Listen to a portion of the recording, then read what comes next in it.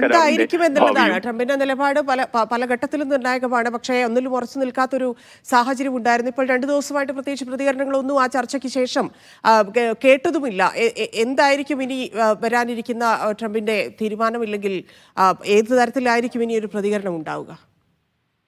തന്നെ 2 തവണ ഇപ്പോൾ വൈറ്റ് ഹൗസിൽ ചർച്ച കടന്നു. ഈ അവസാനം നടന്ന ചർച്ച ഏതാണ്ട് മണിക്കൂറുകൾ തന്നെ നീണ്ടു നിന്നിരുന്ന പ്രധാനപ്പെട്ട ഉന്നത ഉദ്യോഗസ്ഥരൊക്കെയും സാന്നിധ്യത്തിലാണ് ഈ ചർച്ച പൂർത്തീകരിച്ചത്.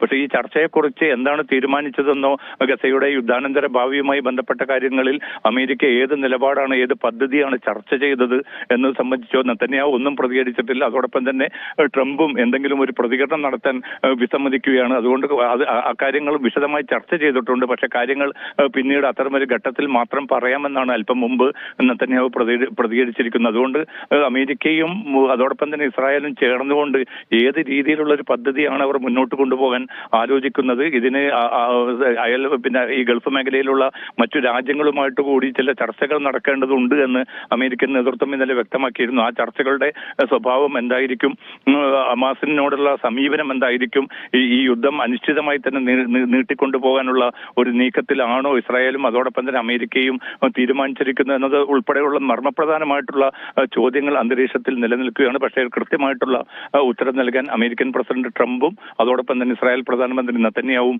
ഈ ഘട്ടം വരെയും വിസമ്മതിക്കുകയാണ്. ധന്യ. ശരി, MCA നന്ദി വിവരങ്ങൾക്ക്.